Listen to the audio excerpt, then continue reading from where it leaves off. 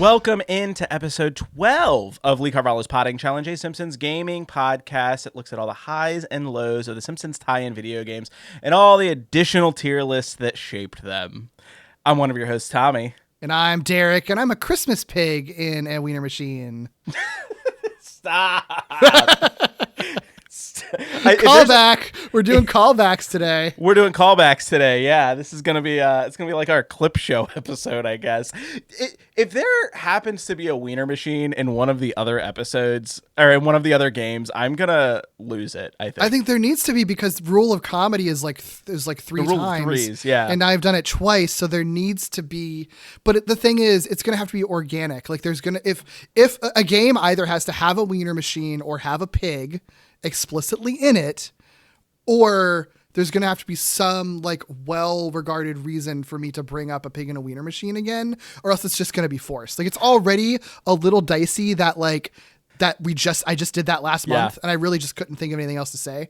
But I feel like it's going to have to be, I'm going to wait a little while, and then eventually it'll be kind of like you've forgotten about it, and then it'll come up again out of nowhere. I like the idea of, I like that you said organic in relation to the pig and a wiener machine, because that just made me think of organic wieners. Mm-hmm. So that works. Yeah. I mean, there's a chance because of the movie, because of the Simpsons game, not really tying into the movie, but Spider-Ham. We'll probably talk about the movie for that. Not Spider-Ham, Spider-Pig. Spider-Pig. Yeah, the less creative name. Yeah. Look, I'm going to be honest, not my favorite joke to ever come out of The Simpsons. No. There's a lot of, let's not talk about the movie. I was going to say there's a lot to talk about with the movie. Yeah, and we'll have an episode where we talk about the movie. For sure. Well, today is going to be a little bit of a chiller episode for us, because we're not talking about a specific game this time. Instead, we're talking about multiple games. So maybe not a chiller episode, but we're doing a reflective tier list because we're halfway there, Derek. We're somehow inexplicably almost halfway done with Simpsons tie-in games. I think it's pretty explicable. I think it's the explanation is that there is a glut of them early on, and then eventually they just stop making them, and that's why we're halfway through it. Well, it's funny because when we were looking over this stuff, right? Like when we first started, it was like, man, there's a lot of games that kind of came out in this period of time, and when you're actually in it and playing through them, and it's like,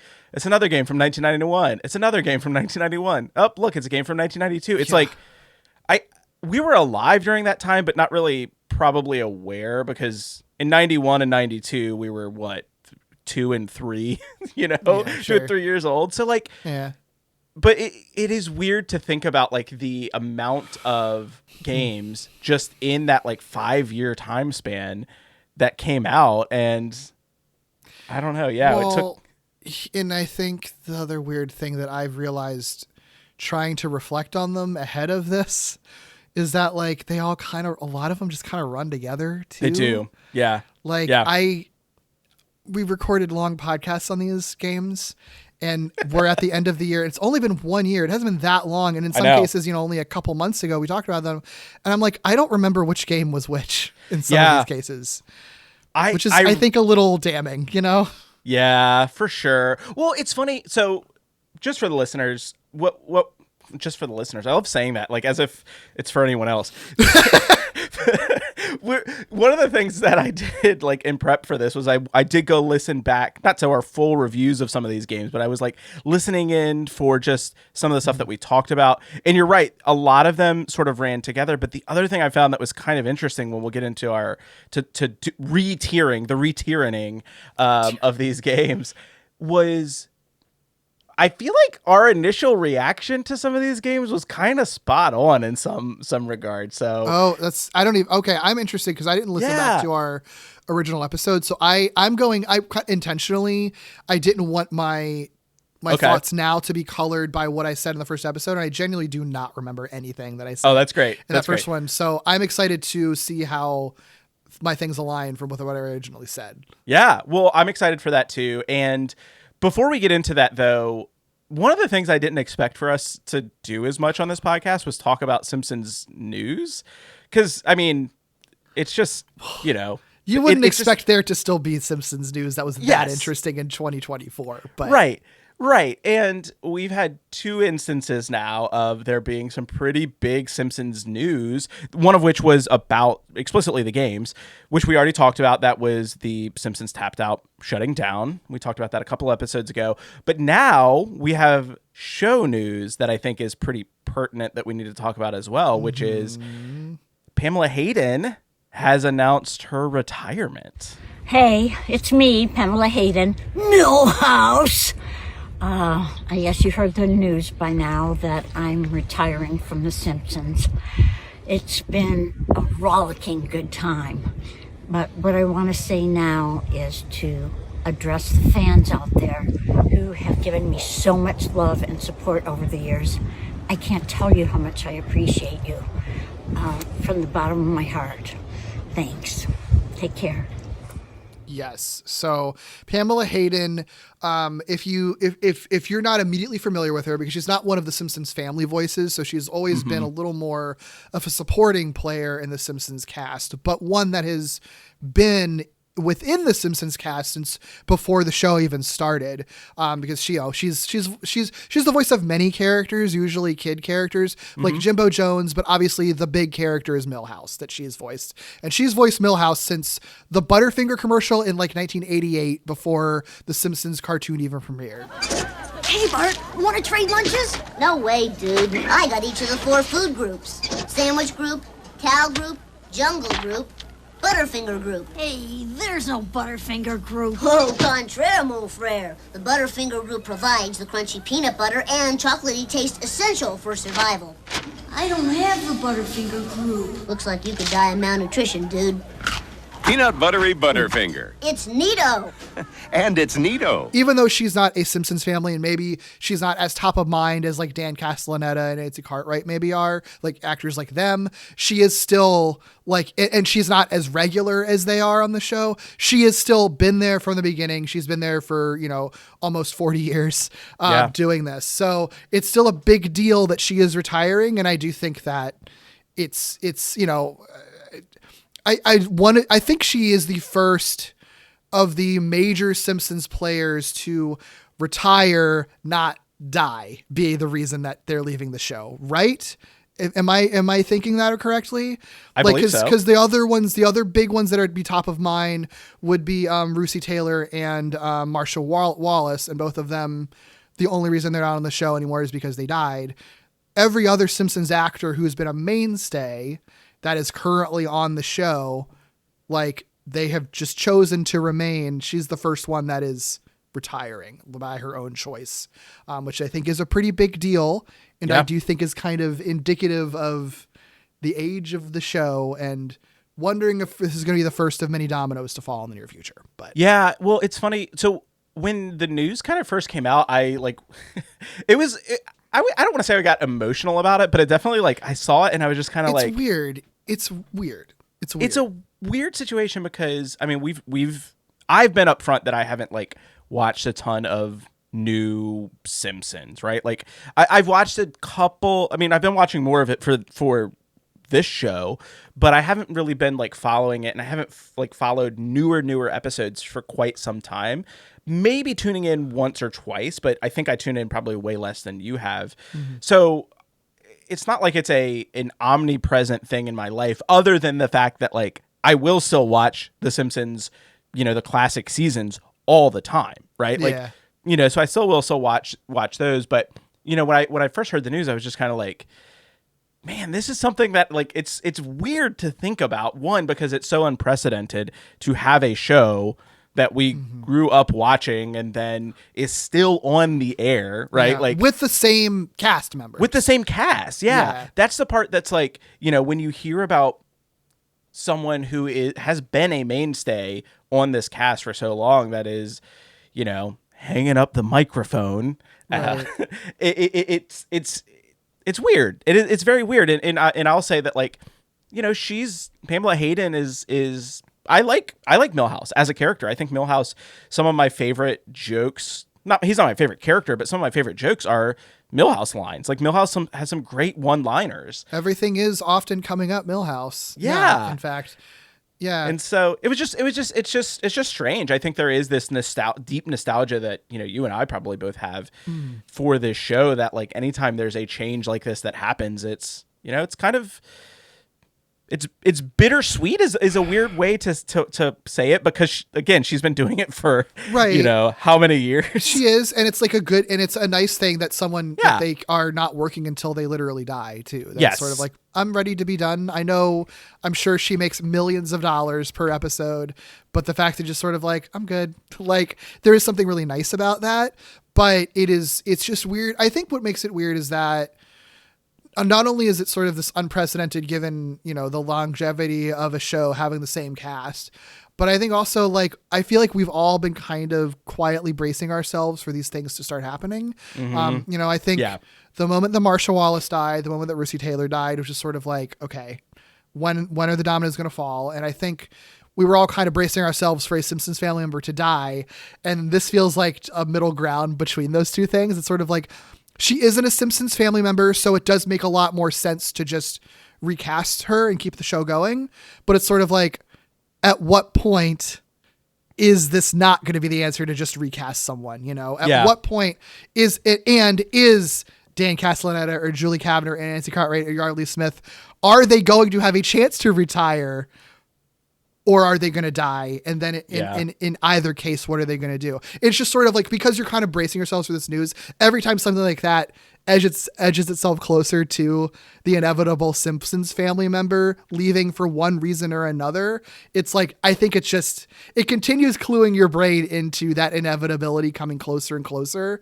And the reality of that being the case, For sure. Well, and just one of the things I did just kind of after the news kind of broke, I was looking at just some interviews with her and some different things like that had come out. One of the things I saw that she said in terms of her retirement was she wanted to, this was an interview with a YouTuber, and I can't remember his name, but I'll make sure to link in the show notes. But she had said that she wanted time for her own creative projects, more time for her own creative projects, with like, makes sense, but it's also like, it's, again, like she's been doing this for so long, you know what I mean? Like it's, but one thing that she talked about was there was apparently a musical, like a stage musical production that she had either written or directed or like did something with that's been in the works for like some time and was supposed to come out, but then COVID happened. So that might be something that she's working on.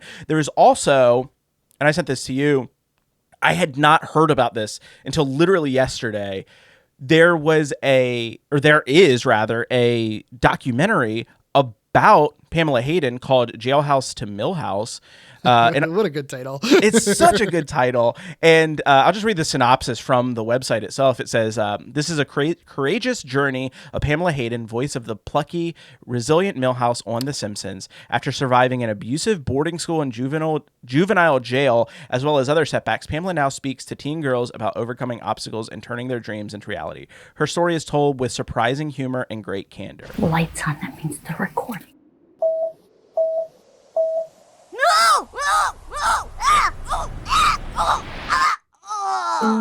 Pamela Hayden does the voice of Jimbo Jones, the eldest Flanders son, but most importantly, Milhouse. I can't remember how many times I've said, everything's coming up Milhouse. But the truth is, everything wasn't always coming up Pamela. I've led a really reckless life. Never thought I'd live to be 30. Well, I thought maybe 21 would be... my expiration date. Depression is my nemesis. My parents, they didn't know what to do. I got busted for stealing. Let's go! They weren't taking care of kids. After I got out of that place, the head administrator said to my parents, she'll never amount to anything.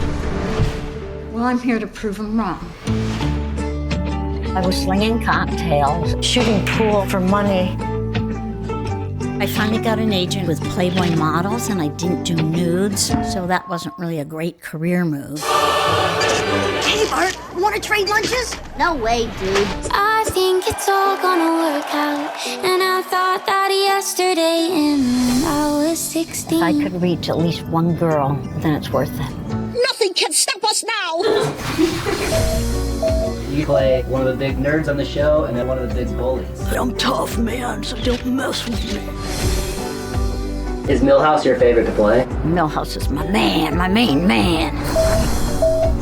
He keeps getting knocked down, but he gets back up. In you, darling, I trust.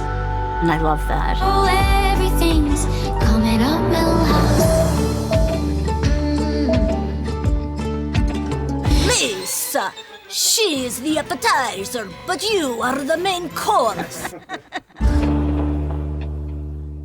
And it sounds amazing. And it's been going through festival circuits basically since 2023, I think is when it first started premiering, but hasn't gotten a wide premiere or wide release as of yet, but really excited to check that out if it ever me too. does show up. But anyway, that sounded really fascinating. And just I'm curious. I'm interested to see some of the stuff that she does after retiring. Like if she puts on a musical, that would be dope. Like I would love to see that. I mean, you got all the money in the world when you've been on The Simpsons, so like you really could do anything.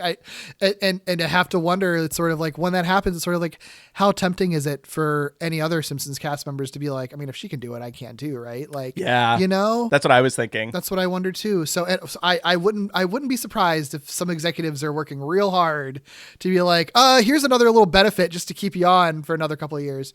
But I don't know. But also maybe they're just perfecting their AI voice actors that they would use to replace them. Jesus Christ. I'm sure that is what they're doing. Certainly in the conversation at the very least, I'm sure. That fucking sucks. I hate that so much. Yeah. Anyway, yeah. Well, I thought it would be, because we have that news, it would make sense for us to talk about her last episode. Yes. Which was...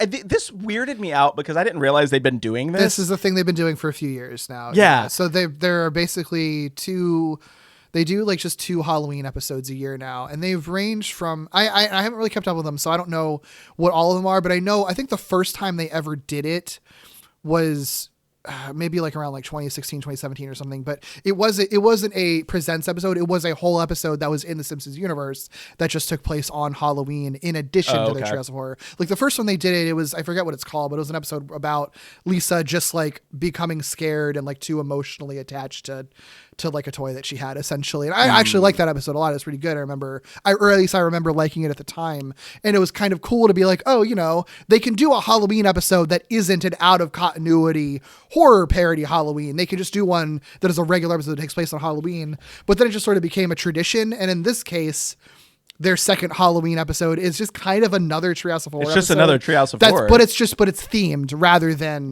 like a Treehouse of Horror. I think you do expect that it's going to be 3 distinct stories, or I guess 3.5 because they sometimes separate the third act thing now with a lot of their modern ones or whatever, or fourth act. I don't know. They do some weird stuff with it now, but do traditionally expect them to be unconnected stories. And I think this second one does give them an opportunity to do like a themed one. In this case, Treehouse of Horror Presents, Simpsons Wicked This Way Comes.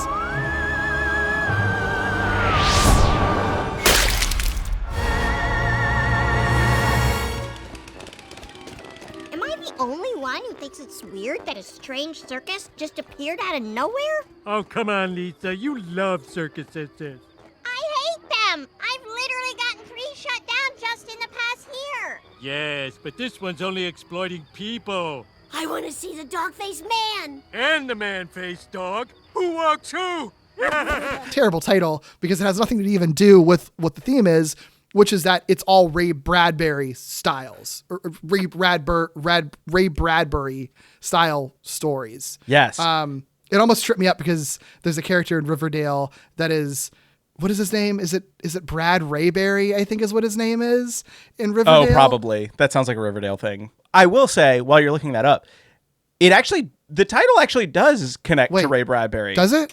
Slightly, yes. So it's so weird. So the movie from the 80s Something Wicked This Way Comes, which was a Disney film, 1983, was based on a Ray Bradbury story called Something Wicked This Way Comes. I never knew that. I didn't know that. Okay, never mind. I take it back. It's cool. But I thought I just thought that was I thought that was a thing from like fairy tales and stuff like that. I didn't realize that was a Ray Bradbury thing. So it was from, I think it was from, was it from Hamlet or was it from, no, it was from Macbeth. It was from Macbeth originally, I believe.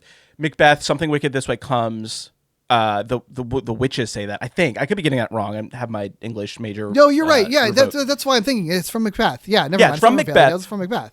But the title of the Ray Bradbury story was Something Wicked This Way Comes, which again then becomes a movie. The movie, the movie that it's about in the book itself is about a carnival that comes to town, and these two children like end up, but it's like it has nothing to do with this episode other than like a mysterious carnival shows up. But never that totally adds the context for it, because that means that even the frame story is Ray Bradbury related. Here's the funny part though. There is another, they name it Simpsons Wicked This Way Comes, but it still has nothing really to do with the Ray Bradbury story, because the frame story that it is based off of is a book of short stories called The Illustrated Man. In The Illustrated Man by Ray Bradbury, there's just multiple stories that are connected together because of the Illustrated Man's tattoo. So it's all, and in that he is a former freak show worker. So like there's no reason to call this Something Wicked or Simpsons Wicked This Way Comes other than it's a Disney movie to tie into it. And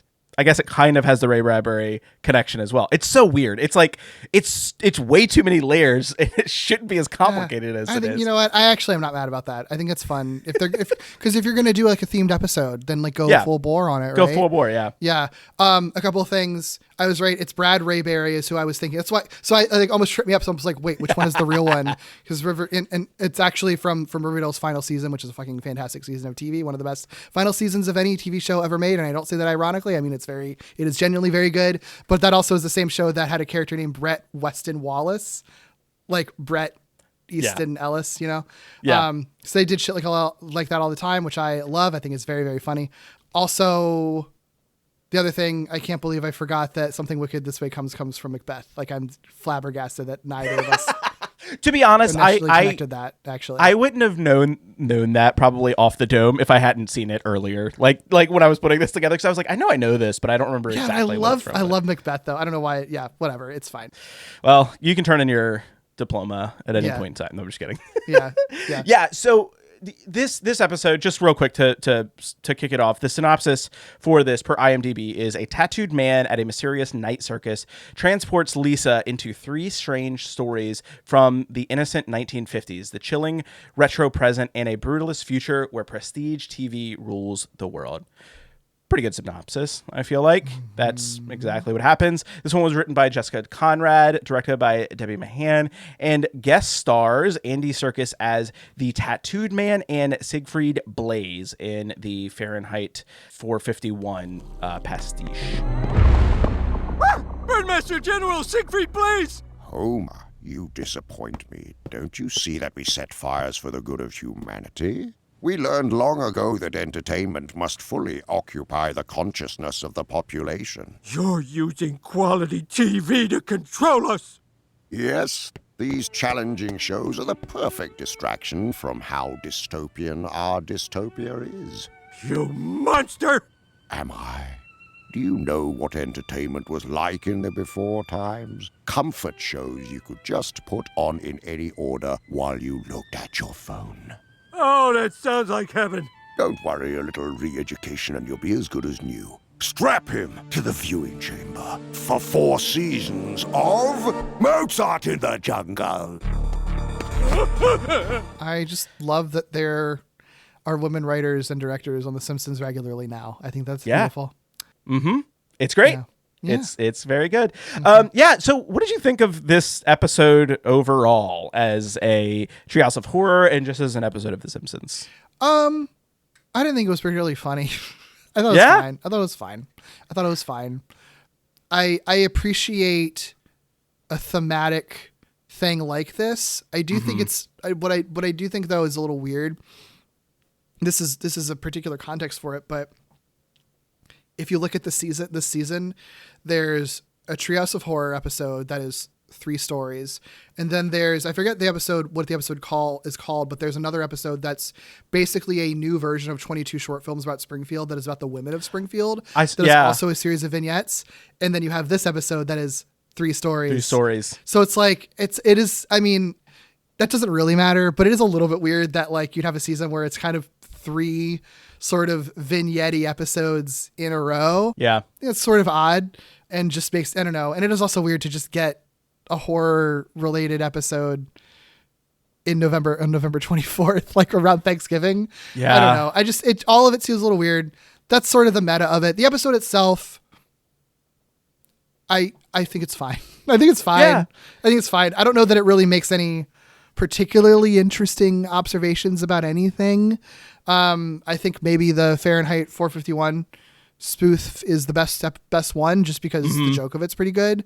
The rest of them, I don't know, it just kind of feels like stuff that I've sort of seen before in a way. Yeah. You know? I was going to say so the first story that they jump into is a spoof of the Screaming Woman, and it basically the entire thing is Bart, there's someone trapped who's buried alive underground, and Bart hears this woman screaming and tries to get people in town to believe him. No one does. There's a screaming woman in the woods, and she's buried alive. We gotta dig her out. Calm down, noisy pants. You know your father only has a 2-hour lunch break. But she's screaming for help. Speaking of screaming women, I heard that Luann Dan Houghton got into a row with Miss Hoover for telling everyone that Luann dyes her hair. She's got enough trouble married to a dead-end dipstick like Kirk. Stop gossiping, sir, and ma'am, the lady's gonna run out of air. I used to work with that loser at Double Beef Burger. They'd play their jingle all day long. Now, how did that go? Who cares about burger jingles? She's gonna die! I think we all know this is another one of your famous fibs. Yeah, like that time you said there was a boy in the woods crying wolf, and when we got there was no boy at all. Just a fat wolf. He ends up getting drugged by Milhouse's mom. This is the only segment that features Milhouse and Pamela Hayden. Her final episode is Milhouse. It's very strange. Yeah. Yeah, although very brief. I will say, and I'm sure they did not know that she was retiring when they were writing and making this episode. So for sure, this episode is not a farewell to Pamela Hayden. If you're looking for that, watch an actual Milhouse centric episode because this ain't it.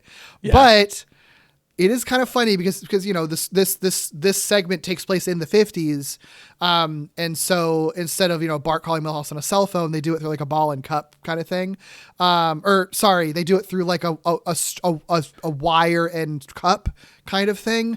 But Milhouse also uses the cup as a ball and cup toy, so it's like I'm playing games on my phone, but it's like a ball and cup thing. But there's in Marge Be Not Proud, there's like a very funny runner of Milhouse playing with a ball and cup and being way too excited about it. So it also kind of maybe accidentally is a callback to like a very funny, famous Milhouse moment in this final episode for Pamela Hayden as Milhouse, which is fun. I did not catch that, but that's a good call out. I like that joke. I thought that was a good joke. I really like the games on my phone thing is a good joke. It is a good joke. Yeah. And then even like, I thought it was like probably going, which I think they tend to do this now, but like going a little too far with the joke when when the cup breaks and he says, "Oh, I lost my high score." I was like, I thought that was funny too, but probably just like, they kind of leave it at. They could have left it at the games on my phone part and that would have been funny. Yeah. So what I will say is that I felt very much like the payoff of this episode, where it turns out the Screaming Woman, the person who was buried alive, it was Kirk Van Houten, felt very similar to literally an episode we talked about on our last episode, the Bart of Darkness. Oh my God. Bart of Darkness, where the woman screaming turns out to be Ned Flanders. And it's like the same thing where it's like, oh, Kirk Van Houten's scream sounds like, a woman's scream or something like it. It was very Except strange. It makes way less sense for Kirk than it does for Ned Flanders. Yeah, right. And it's also, I feel like that's an iconic Ned Flanders like thing, right? Like that is an iconic episode to have a very similar thing in this, which just felt very off to me. So I wasn't a huge fan of the Screaming Woman spoof. I thought it was fine. It had some good jokes and things like that in it. I really wasn't into the next one, which was Marionettes. It was a spoof on Marionettes. No. it didn't do anything for me. I felt like there were very few jokes in it. First of all, it's just another robot duplicate story episode, which, you know, I mean, obviously, like, that's an archetypal kind of story for a reason. I've never read this Ray Bradbury story, so I don't know exactly what it's like. But I mean, even if it's an archetypal story, like, they don't really find anything new to do, and it's not. I don't know. It's just not fun. Like, none of the jokes are funny, you know? Yeah, they really all fall flat. There's a part where, like, even. I don't know. I feel like the jokes are just undersold a little bit, because like there's this running joke about like something with the gears like going wrong with them that like I think should be funny, but like it just, as I was watching it, it just didn't really hit most of the time. Like, yeah, I don't know. This was my least favorite of the three. But I will say I really did actually like the Fahrenheit 451 spoof. I don't know what it was trying to say about prestige television. I don't think it was trying to say anything. I think it was just I think it was just a funny what if. Yeah, yeah. I mean, and literally the whole joke is just, it's observational about what prestige TV is, and then like, what if there was a world where lowbrow TV was outlawed and prestige TV was all that it was, and then it's the trappings of like an Orwellian like 1984 kind of world with that scenario, and so people are like secretly hoarding lowbrow like reality TV and like multicam sitcoms and stuff like that. You know, and then Homer discovers the secret world where like, wait a minute, TV can actually just be kind of fun and you don't have to think about it sometimes. Like, you know, I don't think it's saying anything. I do think if it's saying anything, it's just sort of like there is value in just like shitty trash TV, and like it's okay to like it. Not everything has to be deeply serious, like 10-hour movies that are dimly lit and like highly philosophical, you know. I did my favorite joke of the episode was them squinting at the TV show. Like, I can't see what's going on. It's like, well, the squinting makes you like, I forget what she says. I can't remember the squinting makes you like pay more attention to the themes or something like that. Because it's so hard to see it. And like, and the you know, the joke that like episodes are so long, they're like, is it over yet? It's like, this is still the recap from last week. And it's like, yeah, I mean, I do think that their observations about what a lot of modern prestige TV is now is very spot on. And I do like, I know you made the list of like what some of the things that they reference being lowbrow TV, but it is stuff like Real Housewives and According to Jim. So I will note that I was it was weird, like the collection of stuff that they had listed as lowbrow TV, because it was like, I think it makes sense. I think it makes absolute sense. It makes sense, but it's also like, I don't feel like any of those are really that relevant right now. Like, I guess maybe Love Island and Real Housewives. But it doesn't, I don't think it has to be though, because I think that this is also stuff that, because like According to Jim and King of Queens, for example, is the type of stuff that will just forever be playing in reruns somewhere. That I think if you're someone who doesn't really, that is okay with like turn your brain off TV and doesn't really care about paying attention. Right. You're just going to turn your TV on to whatever is running on reruns, and stuff that's running on reruns is going to be stuff like King of Queens. You know what I mean? That's fair. Yeah. And then they also had, there's a quote about the last known episode of Last Man Standing. That's funny. Yeah. And then there's a Stewie doll as like the lever to pull to get into like the secret lair. I like that touch as well. Anytime the Simpsons references Family Guy, I always think is pretty funny. And then the last thing I did want to note, the Simpsons house in this episode is like this brutalist, dystopic like Simpsons house design. So sick. It looks really so fucking cool. The art direction in this episode, I was pretty impressed with. I liked everything. Really good. Yeah, I liked everything about it.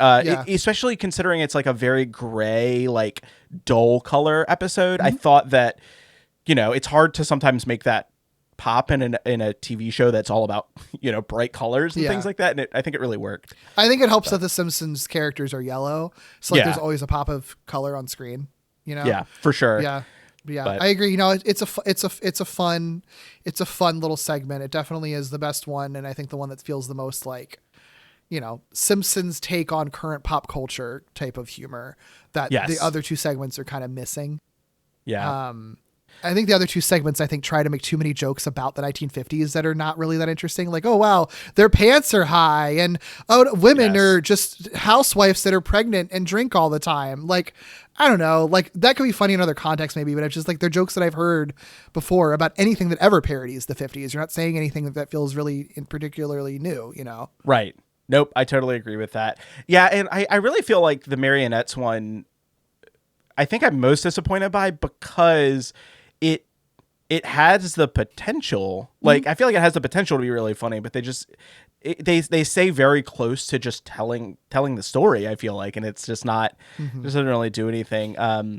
I should note that that is Pamela's final line is in that segment where Jimbo, which is this was a funny joke in that episode or that segment. Don't shoot. I'm the real Chalmers. He's lying. Shoot him. Shoot the one on the left. Right. Left. Right. Left. Shoot them both. It's the only way to be sure. There's a robot. The real one is it the robot or the real one? And who do you shoot? And no. The predictable joke, of course, that he shoots the wrong one. Obviously, like it's not even they don't even have a fun twist in that episode. Yeah, but no, it is kind of funny that like Pamela Hayden's final line is just sort of a throwaway one from Jimbo. Yeah. But at least it's kind of a funny joke. It's a funny joke. Yeah. I think like you said, this is not the episode to watch if you're looking for a Pamela Hayden send off. It's just not. No, it's a little unfortunate, but they couldn't control when she was leaving the show, so you know. Yeah. And the characters aren't being retired. Milhouse is they said that they are actively casting for Milhouse right now, so like you know he'll still be around. Yeah, casting for Milhouse sounds like the episode, like the title of something as well, like a documentary. Casting for Milhouse. Yeah. But anything else on this episode? We didn't really talk much about the frame story. I thought Andy Serkis was great in this episode. Yeah, he was fine. I do like that it was Andy Serkis, not just being Andy Serkis, which is always good. But yeah, that's always nice that he's playing an actual character. That's true. Yeah, and the joke about the tattoos. Being the illustrated man and not being a quote freak because he doesn't have at this point in time everybody's just tatted up. Yeah, that's a pretty good joke. That was a good joke, but overall the frame story was just kind of I will say I hated that this episode. I knew it was going to do this as soon as they mentioned Sublime, but I hated that it ended on the Sublime song Santeria. I don't know why. I didn't like that either. I thought it was a bad joke. I knew it was coming too, where I was like, come on, y'all, like you could have done better than that. Yeah, it's just, you know, I think it's like, I've said it before. I think that the saving grace of modern day Simpsons is they are willing to do big swings and do high concept stuff way more than even that they did in the classic era. So I appreciate them for trying. But you also can't just like coast on having a high concept. And this is an episode that kind of feels like where it's just sort of like, isn't it funny that we're doing a Ray Bradbury episode? And it's like, not really. Like, I don't know. Have a take, you know? Yeah, exactly. Like, that was the main thing I kept feeling like throughout all of these is like, what are you trying to say? And I think you're right. It just turns out it's nothing. Yeah, just You're not trying to say anything. It's just a bummer. But whatever, you know. I guess it's better than if it was just another The Simpsons go to England episode or something, I guess, you know, so at least they're trying to do something interesting. Fair. Totally fair. Yeah. Well, speaking of totally fair, let's be totally fair and re-tyranning these Simpsons games. Bart, go to bed! Sure thing, Dad. It's Bart versus the Space Mutants for your NES. Rumba. Only Bart Simpson can save the Earth. Okay. Get the Simpsons game for your NES from Acclaim. Bart! We last left Bart Simpson battling deadly space mutants in Acclaim's best-selling video game Bart versus the Space Mutants. And now it's Bart versus the world. Wow! As Bartmania continues to spread. Mow the lawn. I got better things to do. And now, portable Bartmania in Escape from Camp Deadly for Game Boy. Hey. Bartmania now comes 3 ways for your NES and Game Boy from Acclaim. Oh, man. Bart's Nightmare, now on Genesis, with Bartzilla, Itchy and Scratchy, Homer Kong, Bartman, and more. Bart's Nightmare, now on Super NES and Genesis from Acclaim. Hey, kids, it's the Golden Joystick Award. The most unsportsmanlike conduct on Game Boy. Bart versus the Juggernaut. The best superhero performance on NES. Bartman meets Radioactive Man. The Best performance on SNES. Oops, Bart's Nightmare! I don't believe it! Bye, you little... Look for a winning Simpsons video game for every system. Don't forget Krusty's Funhouse. Look at my touch mirror, it's running. Oh. Yo, dude, Bart's stuck in a virtual reality machine. From the Jurassic era to post-apocalyptic Springfield, 6 virtually unreal worlds await. Who needs reality? One of the reasons I think it makes sense for us to do this is not just because we're halfway through talking about Simpsons games. We're at a point where I think that the Simpsons games start to change. Yes. Right? Like, fundamentally, like, the stuff that we've been getting is different than the stuff that we're going to start getting. Like, what you were saying at the start of this episode about not being able to tell some of these games apart is completely true. And I think it's started to happen already, but we're turning a corner where even if the games are still bad, and there's still going to be bad games that we're going to be talking about for the next year, we're going to start getting some different stuff. So I think it makes sense for us to kind of do this at this point because, one, we're going to forget these games anyway if we don't do them now. Yeah. I already kind of have. And I think that we'll also, I think that it is fair to kind of rank, but like talk about these games together and talk about the other games as kind of a separate entity, right? Yeah, future sure. games. I think that's so fair. Yeah, but I also think one of the weird things about doing this re-tiering thing that I was thinking about when I was looking, trying to come up with what mine would be is that like there has to be a curve for this because and once you start because I think that tiering them now would still be different than tiering them at the end of everything because as soon as you start incorporating games from like the PlayStation forward, you're immediately going to be getting some games that I think are going to change that curve a little bit and adjust that. Yeah. And so games that I think I'm putting in my B tier now, if you put them up against other games, like real games that are like good, suddenly they get knocked down to like C, D, E, F tier. You know what I mean? So I think that what this tier is going to be, I was trying to think of it of like, what are these tiers based on just these games? The curve of that, because it would be very boring to be like, they're all D tier, which you could do. Yeah. Yeah. Well, and here's the other thing. As I was like thinking about a lot of these, is that we've been pretty harsh on some of these games, but I also think I think we've been fair on a lot of them though too. I think we've been fair. And I also think, like, to be honest, I think the global consciousness of Simpsons games is that they're all bad. There's like one or two good ones. Right. But I think that, like, I don't know, even for the ones that like we've been like, this is an awful game. There's some that like, I'm just going to go ahead and say like, this was an awful game. And, it's that awful Simpsons game. I think that like, they're not as, I think it's kind of like, we talked about this, Cass and I did when we talked about the Star Wars holiday special. And like, I think there's this pendulum, right? Where it's like something gets seen as being so bad for so long that like you go back and you revisit it and you're like, I don't know. It's not as bad as like everyone makes it out to be. And I think that is kind of where I land with a lot of these games. Yeah. Well, I think sometimes in those cultural conversations, the pendulum swings too far in the other direction. And then it's just sort of like, it's secretly a masterpiece. And I think for us, we don't feel that way about any of these things though. That's why I do feel like we're still fair about them, because I think that even the ones that I think we give grace to, it's because it's sort of like, in the grand scope of how bad these are, this did manage to find something in it that was worthwhile. And we found something in it that was worthwhile. And I think that is sort of the difference. I don't think we're going to argue. I will say in advance, I don't put anything in A tier intentionally. I have one game in S tier. You can guess what it is. And then everything else is B and below. Okay. And I did that intentionally because it's like, I don't think that any of these deserve an A.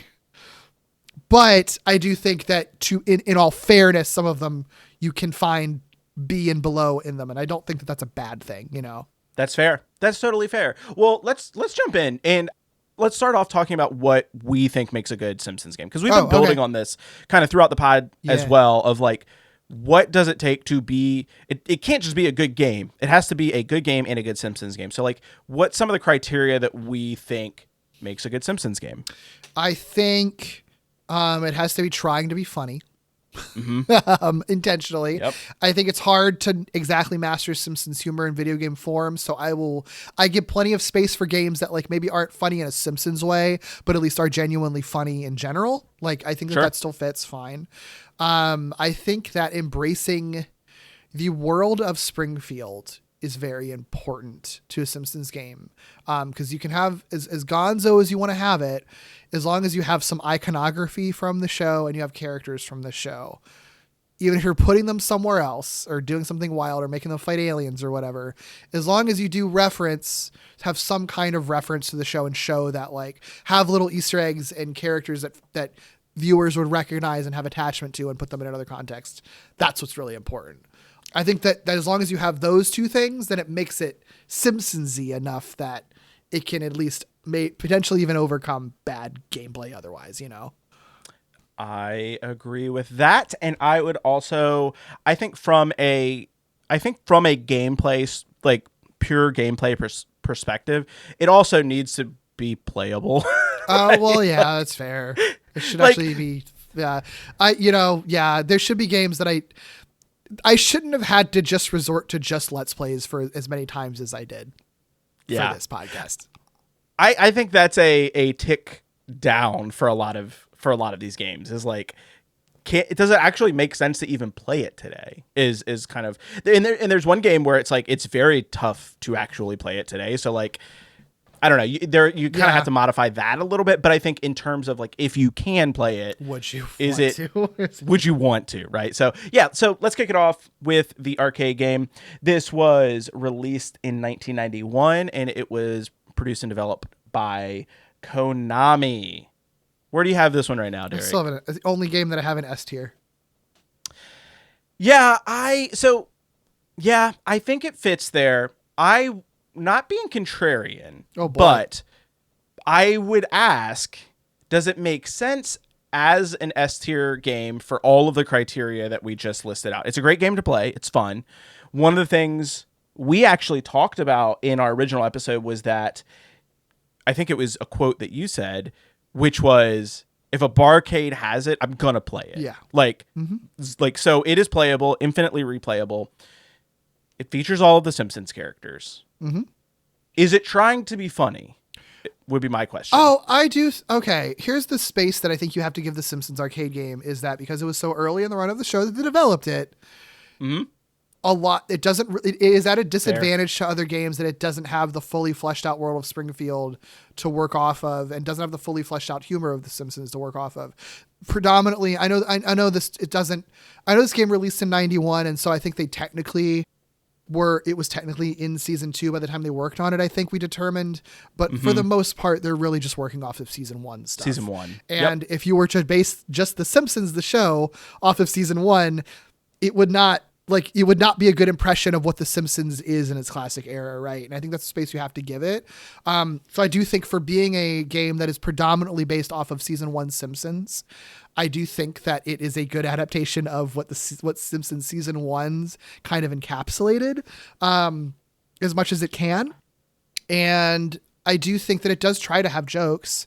Like, I can't, I'm having trouble remembering what those jokes are, but I mean, like it would have like, you fight the bears and the bears turn out to actually be like dudes in bear costumes, or even like just the silliness. Like, I know it does not make any sense in character that Smithers would be stealing Maggie because of a diamond. It doesn't actually make sense, but you know what also doesn't make sense? A lot of stuff's in the season 1 of The Simpsons. Sure. And the silliness of that plot does feel like it's clearly not taking itself seriously, So I know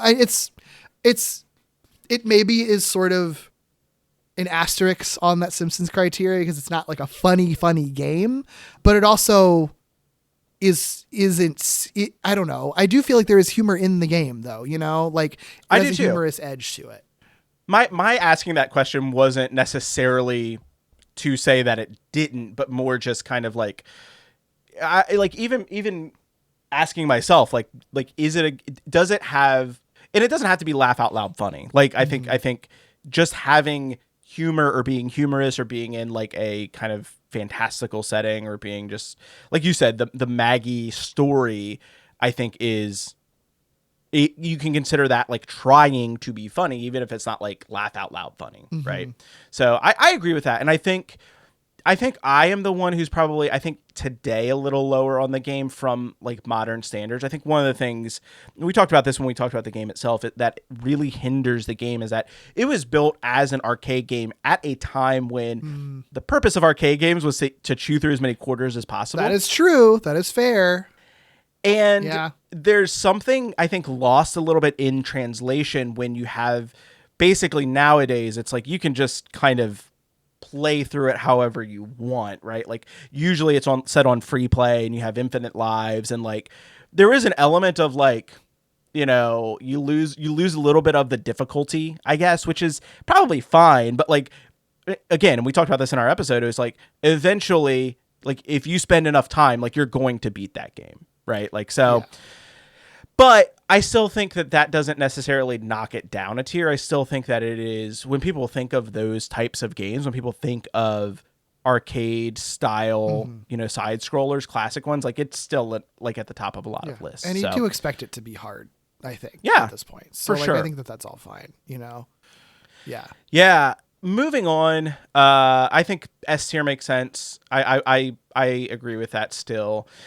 That's actually where we had it originally as well. Our original ranking for it. That was the one that we'd already played. Of course. So next up was Bart versus the Space Mutants for the NES, 1991. So I'm just going to kick it off and say that like I forgot how high on that game I was. It's still weird. We played it. I still find that weird. I still find that very weird. I really loved that game for some reason. Really strange.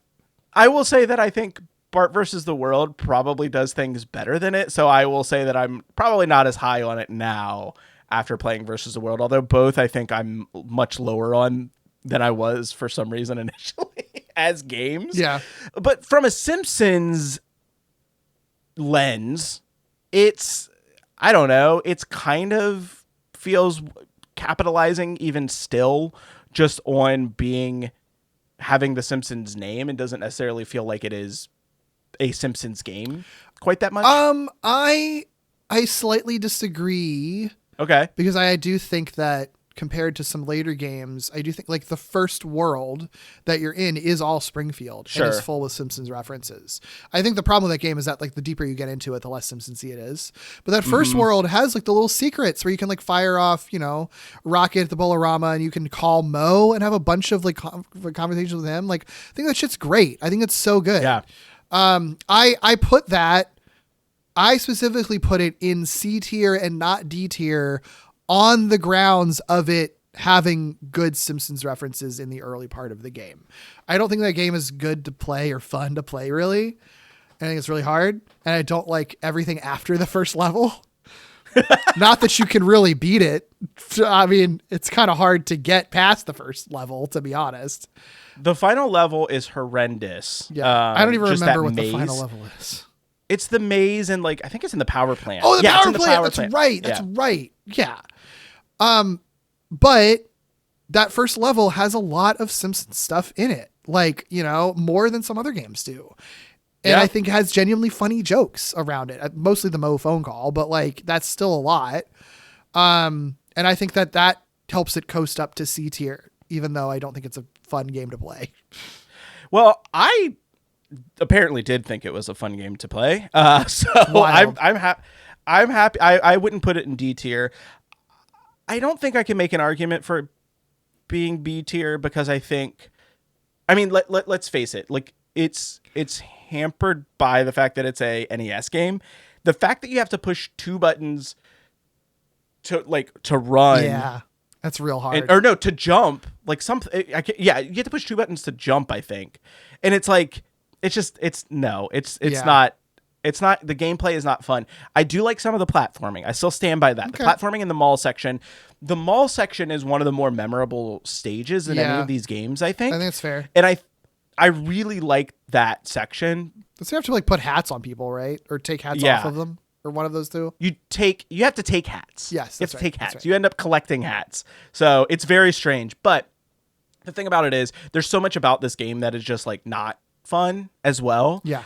The first level's frustrating. I feel like even though it is a Simpsons-y level. It is frustrating to play through. It doesn't explain things very well. And then later stages, like you said, I think the 2 middle stages are the best, like, actual gameplay stages, but they don't feel anything like The Simpsons. So I think C tier makes the most sense for that game. Nice. Yeah, I think it makes sense. I agree with that. And then also in 1991, we have Bart's Escape from Camp Deadly, which was for the Game Boy. Bad game. Just such a bad game. D tier, like, instant. I don't even have to think about that. Fucking D tier. No. Fuck that shit. Throw it in the trash. The only positive about that game, I will say, was how good the Simpsons look at the end of it. I think how funny they look. Funny. Sorry, they don't look good as Simpsons characters, but they just look really interesting. Like, yeah. Yeah. Funny. No, we don't need to talk anymore about that game. Bad game. That game actually gives me nightmares a little bit. Yeah. The enemy spam. Ugh. Yep. And then also in 1991 for the NES, we have Bart versus the World. This was Acclaim and Engineering as well. I should note the Camp Deadly was also Acclaim and Engineering, I believe. Or Imagineering, not Engineering. Jeez. Mm-hmm. This is, I think, the better of the two, like, NES. Well, there's another NES game that I think is better than both of these, but this is the better of the two versus NES games. Yeah, in my opinion. I struggle with this one. I think I have to, I guess, B tier just because I want to put it above Space Mutants. It almost feels too high for this sometimes because I still don't really know that I liked it a lot, but I liked it more than Space Mutants is my memory of it. So that's enough to edge it into B tier, I guess.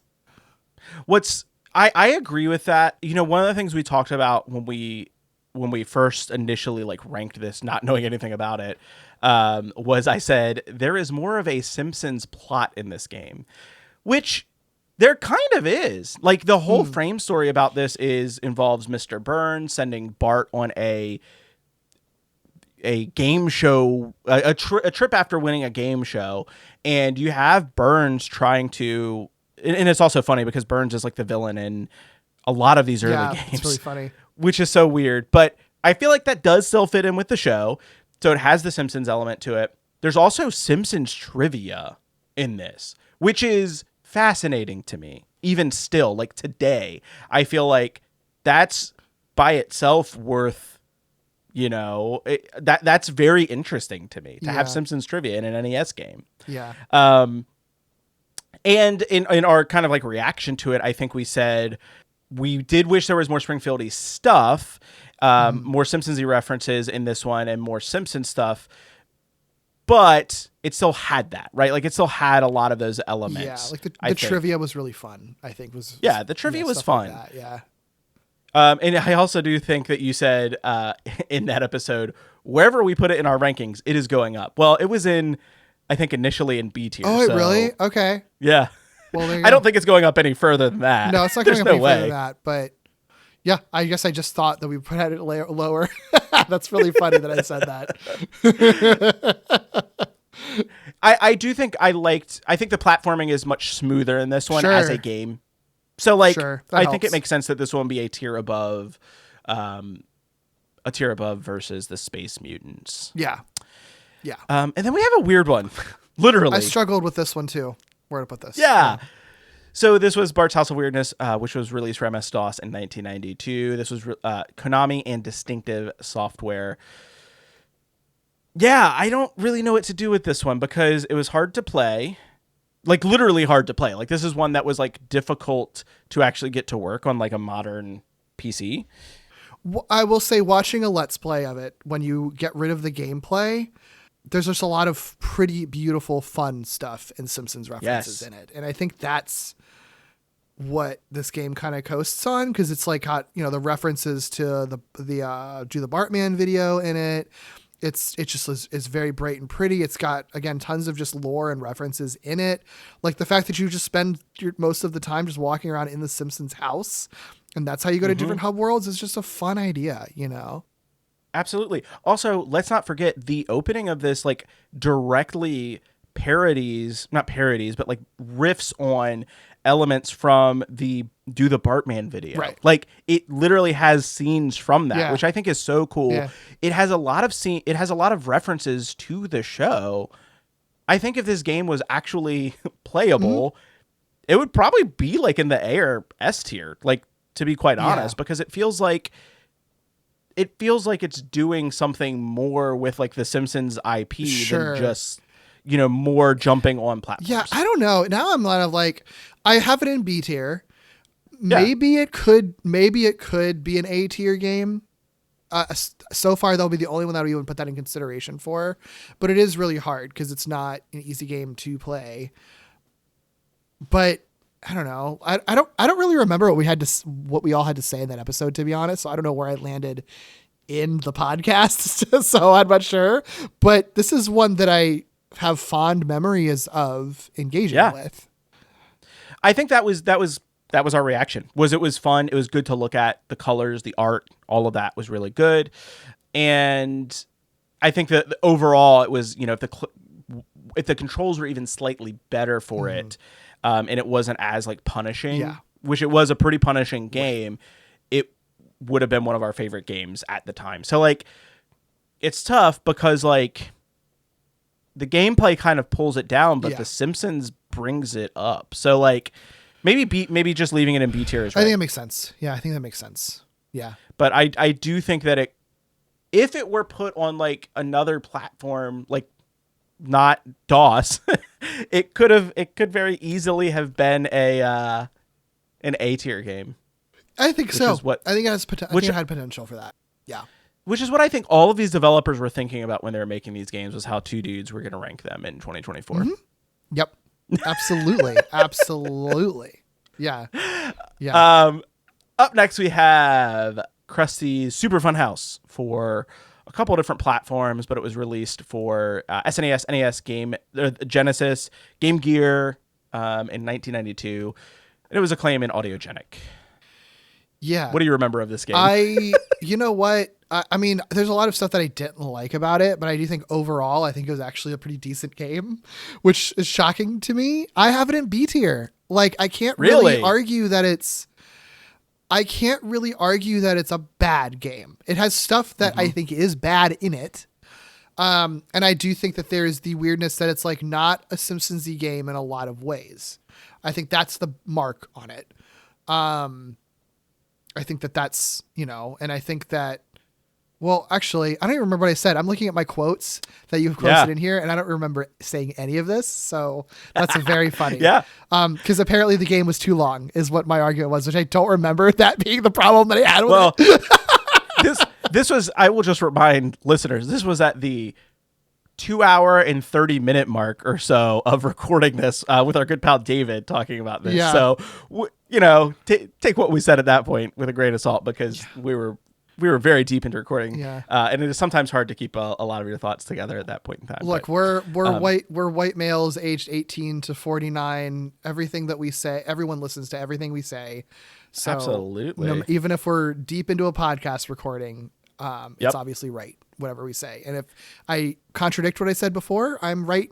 I'm still right. I'm right now. Yeah. Fine. We're right now. And if you go back and listen to that other episode, we're also right. Exactly. Mm-hmm. That's how that makes sense. No, I think so. Here's my thing. I don't think I would put this into B tier simply because it is a reskin of another game into being a Simpsons game. Yeah, However, I don't have a problem with that. Yeah, I mean, but I say that, but I also do think there are a lot of references that they put in. They did take care to put in like a lot of posters and stuff like that around posters are fun. that were references to Simpsons games. At least it is not another Bart game, so I guess it has that going for it in the middle of Bartmania. And I think a puzzle game for The Simpsons makes more sense than like a platformer, to be honest, too. Yeah. I think I personally would put it in C tier, but I also think for our podcast ranking, I would be okay bumping it to B tier because I think everything you said makes sense. I also think like here's the thing. It's a colorful game. Like it looks good. Yeah. There's something to be said for that as well. Mm-hmm. And also just like little Krusty is just really cute. Kind of cute. He's very cute. I think that character model is very cute. But don't forget that it does also feature General, I forget his name. Oh my God, from what the fuck Simpsons. is the guy who eats the mouse? What the fuck is He that guy's literally name? eats the mice. I don't remember what his name is either, but I mean, he's a deep cut Simpsons reference. Totally forgot about him. Yeah, Yeah. A lot of deep cut Simpsons references in this. Yeah. Which is Yeah. good. So yeah, B tier. Okay, which is a rank up. We predicted this to be in C tier, and we actually said when we redo this list, it might get bumped down because it's a puzzle game. Yeah, which I'm sort of I just like, I'm hate- actually craving puzzle games for the Simpsons podcast, to be honest. True. It's true. I'm not a huge fan of puzzle games myself, but you know what? I get it. I get why this works. And yeah, we can put that up in B tier. After that, we have Bart versus the Juggernauts for Game Boy in 1992. We played the hell out of that game. It was also Acclaim and Engineering. This is one of a series of games that has just a bunch of mini games. Like that's just what we start getting with these games is mini games. Yeah. I feel like, I don't know. This was another one that I mean, I guess I'm just going to say I struggled with all of them, but I genuinely, I don't really know. I put it in C tier because I don't think it's the worst thing, but I also did kind of find it kind of forgettable. Like, the only thing I really remember from that episode, which wasn't from that long ago, was our conversation about the Olympics and about American Gladiators way more than the game itself, which I think is a little telling, you know? I don't think I didn't feel like this. I hated this game, but I don't think it was that particularly interesting either, you know? It had some fun Simpsons moments. So you have Dr. Marvin Monroe as like one of the commentators, and then Kent Brockman as the other. Yeah. There's some funny jokes in there. Men who pound to munch. Men who pound to, not men who pound to munch. It's a different thing. Men who pound too much. Yes. There's some good moments with that, but I also just don't think it there weren't that many of them, right? Like there weren't that many things. Yeah. Also, we talked a lot about the Apu stage of it being the Quickie Mart, but also just being this endless maze that you're trying to get away from dogs for some reason. Really weird. It was so weird. Yeah, like the mini games in this one were Hop, Skip, and Fry, which is based on American Gladiators.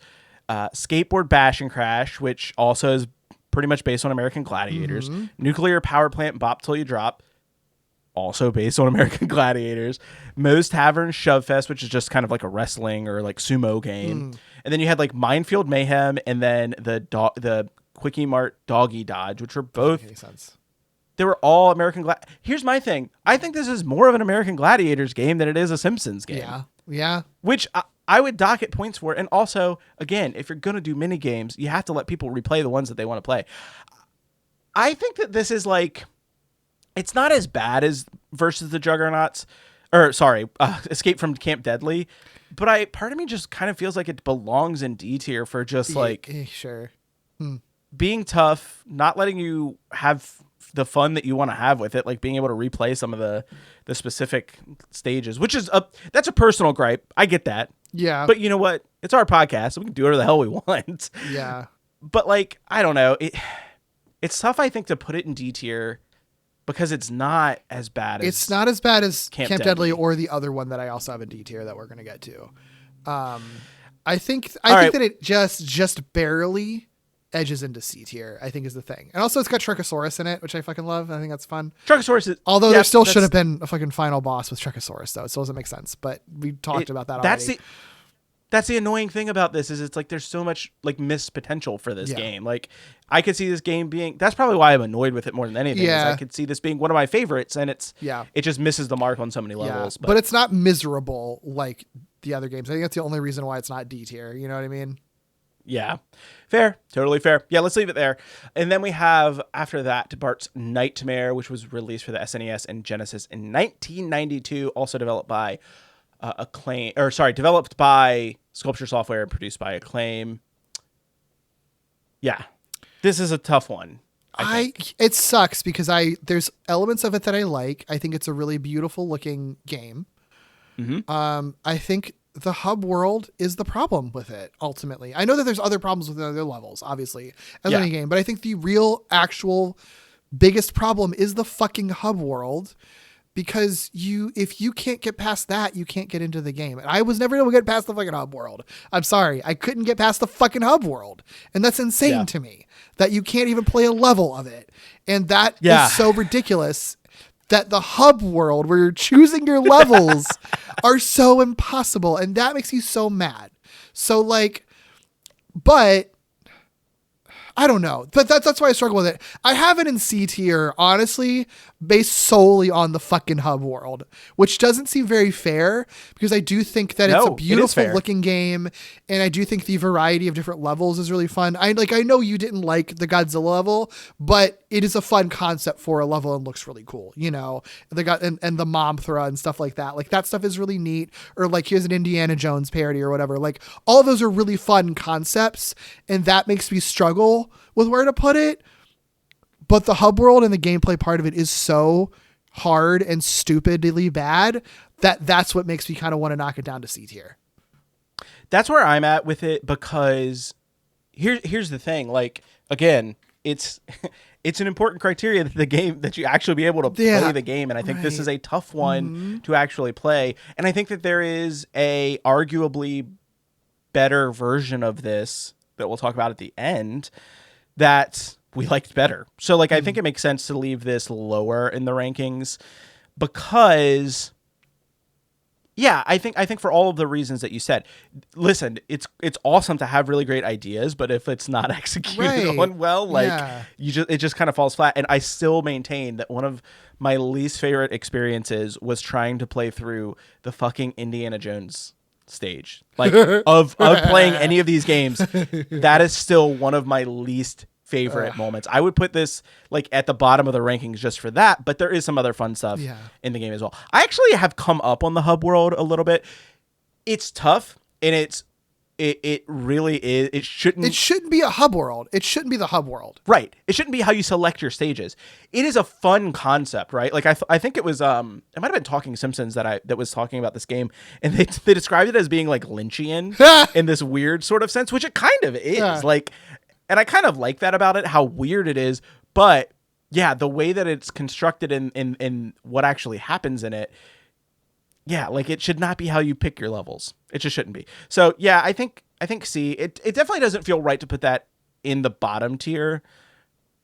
Because again, I don't think it's in the bottom tier with Escape from Camp Deadly. But I do think that it is held back by gameplay. Like it is purely lower on our rankings because of how gameplay is. It's a gorgeous game. It's really beautiful. One of the better looking Simpsons games. It has plenty of references to Simpsons stuff in it too. Yeah, and the references to non-Simpsons stuff also make sense. Like it makes sense in a Simpsons like sense. Right. So sweet. Next up, it is Bartman meets Radioactive Man for the NES and Game Gear, which was also released in 1992 and was also produced and developed by Acclaim and Imagineering.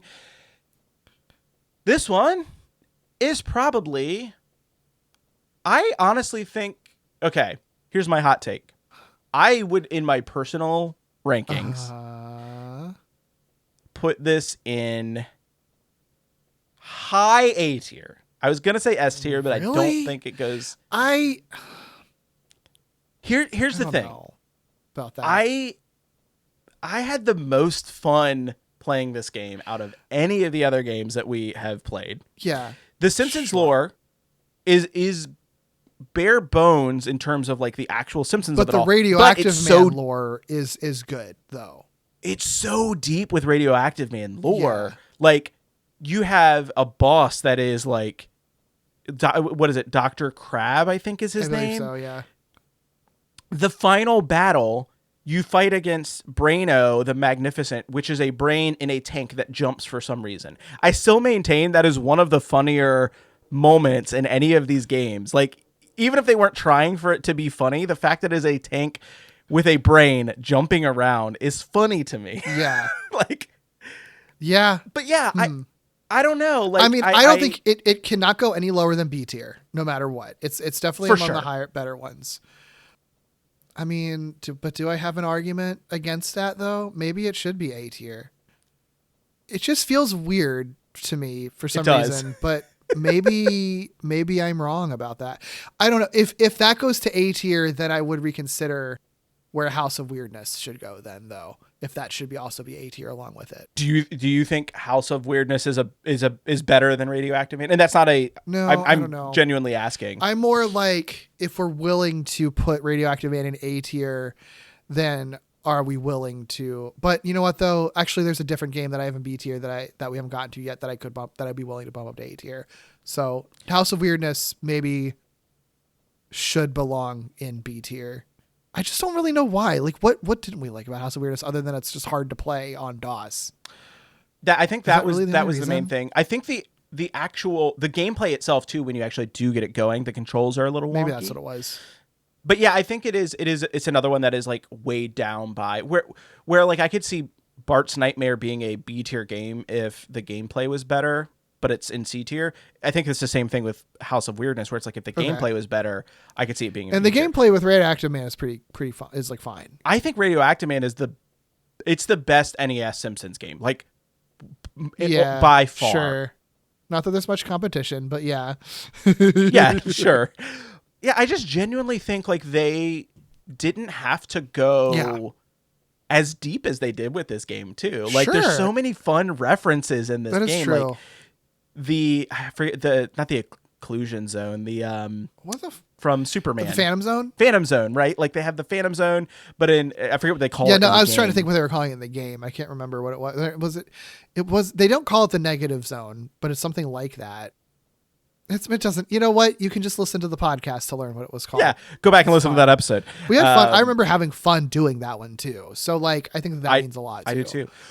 Also, I think that the fact that they very rightly, it wasn't as successful as other superhero games at the time, but the fact that they had the foresight to make a superhero game. Also, like, I got to give them props for that. I think that was a good call out, like doing a comic book superhero game. Sure. So, I think I would drag that one up into my we can A put tier. it on we can put it on the podcast A tier. I think that's fine. Let's do that. All right, you're gonna have to sell me on why I shouldn't put this in D tier if you think we shouldn't. But it's the next one is Bart. No, and the I have it in Beanstalk. D tier as well. Perfect. I hated this game. It sucks. Again, we've said this multiple times for some of these games, but like the potential, like. There's so much potential for each of these games. Oh, I should note, just jumping back. Originally, we had our predictive ranking for Radioactive Man was B tier. So that one went up a little bit. And our predictive ranking for Bart's Nightmare was actually D tier. So that one was up a little bit as well. We're actually ending a little bit higher, I think, than we thought we would. Yeah. I mean, the reputation's kind of preceded a lot of these games too.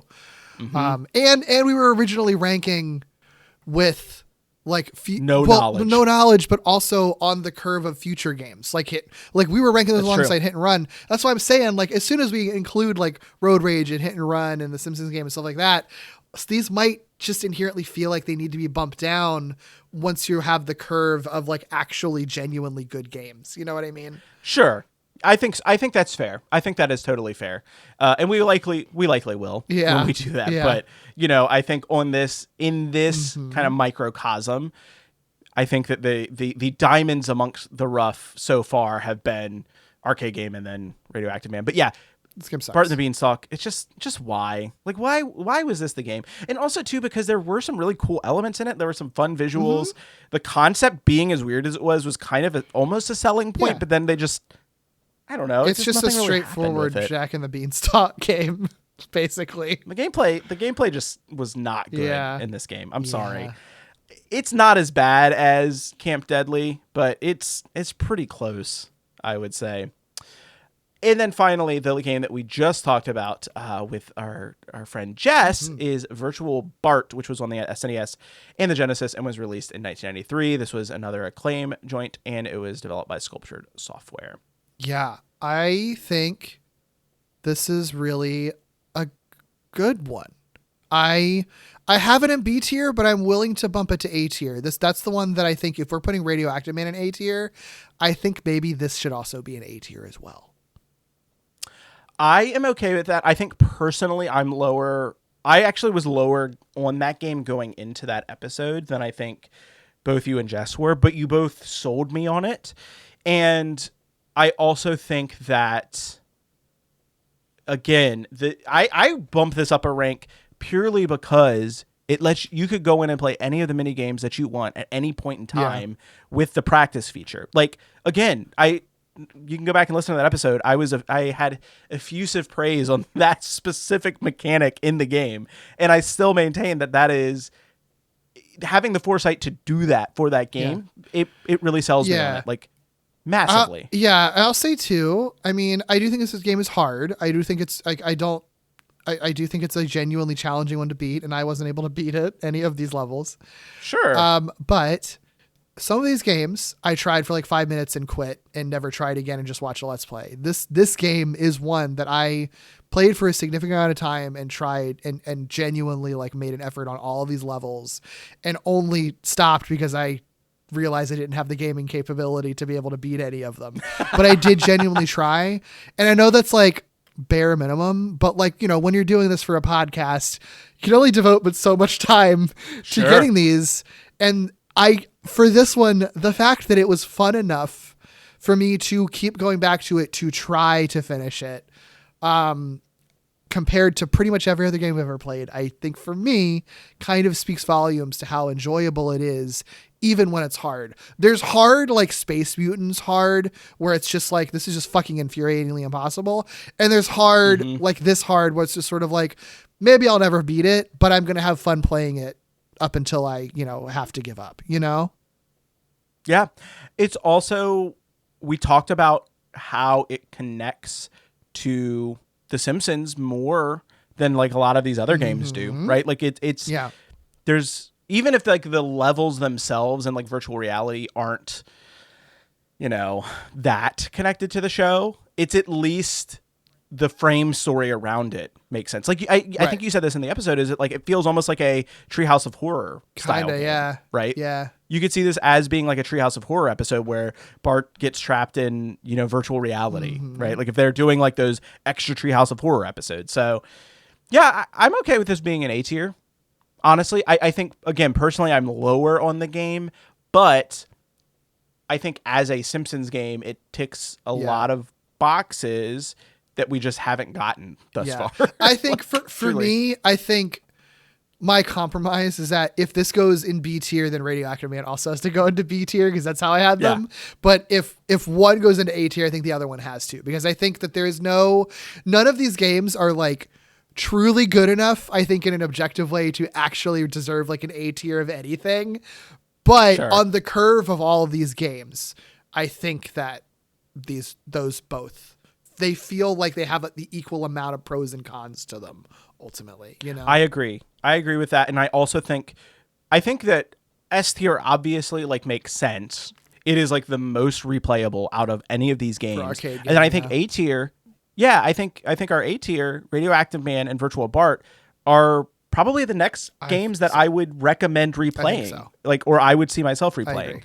And then right below that, just to finish going through the recap, House of Weirdness, Versus the World, and Krusty Super Funhouse. Like, I think those are interesting enough for people to check out. Yeah. But also, like, I don't think I'm personally going to play through any of those again. Yeah. And then in C tier, I will say that I could see myself replaying Space Mutants again because it is the first console game. And I actually did like the platforming because I'm weird. But I also think everything everybody says about that game is correct. It is tough. It is annoying. It is hard. The Simpsons aspect of it doesn't carry through enough to like overcome a lot of the bad parts of that game. And then Juggernauts and Bart's Nightmare both, I think, are kind of the same thing. If you're going to play Bart's Nightmare, you may as well just play Virtual Bart, right? Yeah, absolutely. No, I agree. I agree with you. They're similar enough. And then don't play Bart and the Beanstalk or Camp Deadly. Sorry, David. I know our friend David loves Camp Deadly. Those fucking Game Boy games, man. They're so rough. And I will say, in our ranking, our original ranking, one of the things we kept saying was like, those original Game Boy games are gonna be rough. Yeah. Like, we knew. Yeah. And I think that they even, we had one in C tier and the other one was, I think, in D tier. But yeah, I think they are in their rightful place as is. Yeah. This was a fun exercise to kind of go back. It forced me to think about these games again, you know? And I mean, it also makes me feel like I probably need to re-listen to some of our old episodes because I'm like, I don't remember some of this shit at all, you know? Well, it's only been a year. To be fair, it's only been a year. Also, we talk about the games probably for like 30 minutes. That's fair. That's fair. I vividly remember all of our conversations about everything that isn't about the game. So I guess that's maybe part of it. It's sort of like, oh, I guess now we have to talk about the game as much as I hate it. Well, when we're already exhausted. What if I snuck in a brief history of tier lists right here, Derek? I'm really hungry. So I would say you can talk to the audience that's listening and I won't be here to react. The first tier list was produced by Plato no, I'm just kidding. I don't Plato out there doing tier lists. That's what he was famous for. I don't know why that was where my brain went. Plato in his cave making a tier list. But I think that does bring us to the end of this episode. It's a shorter one because, you know, we got to have a shorter one every now and again. Thank God. But if you do want to keep playing along with us, next month we are heading out to the green for real this time as we play probably the closest licensed Simpsons game we will get to the actual Lee Carvalho's putting challenge. So it's Itchy and Scratchy and Miniature Golf Madness for the Game Boy. Oh, speaking of Game Boy games, yeah, they're always good. They're always good. I'm actually excited about this. I think there's potential for a golf game. It's platforming games on Game Boy are hard, but a golf game on Game Boy can't be that bad. I think it could be fine. I think we'll have some fun stuff to talk about in that episode. But if our ideas are intriguing to you and you wish to subscribe to our newsletter, be sure to follow us on Instagram. We are at Simpsons Gaming Pod. You can also email us questions, corrections, or just Simpsons quotes you really like at simpsonsgaming@gmail.com. That is our email address. Wow. This podcast, wow is right. This podcast is also a proud member of Glitterjaw Podcast Collective. If you're looking for other queer media podcasts, you can check out the full roster of Glitterjaw shows at glitterjaw.com, including all of your wonderful shows. Derek, can you let folks know what they are and where to find them? Sure. All my shows are available on Glitterjaw. You can find me on Walloping Websnappers, which is a Spider-Man podcast where Doug and I do deep dives in every Spider-Man cartoon ever made. And also with Doug, I do Skreeonk, which is a Godzilla movie marathon where we're stomping through Godzilla's filmography. And also have Gimmicks with our aforementioned friend David. I do that with him where we look at the high concept, experimental, and structure breaking gimmick episodes of TV. And I think that's it. You can find me most places online at Derek B. Gale. What about you, Tommy? Yeah, you can find my other show, Distant Echoes, a Star Wars podcast. You can find that at Glitterjaw as well. That's where my partner Cass and I are watching every single episode of every Star Wars TV series ever made. Like I said, you can find that on Glitterjaw as well. You can find me personally. I'm at Awkward Comma on most social media platforms as well. Most active on Blue Sky these days. So if you're not following me there, go follow me there. Of course, our incredible theme music was recorded by the band whose name you'd love to touch, but you mustn't touch. That's right. It is the Max Power Band. Shout out to those dudes for just kicking ass. Go check them out on Instagram and Facebook at The Real Max Power Band to catch one of their live shows. And remember, as always, tell your parents to listen to Lee Carvalho's Potting Challenge. Or have a Merry Christmas, ho, ho, ho, and send all the naughty children to hell. Jingle bells and go to hell, everyone. See you there.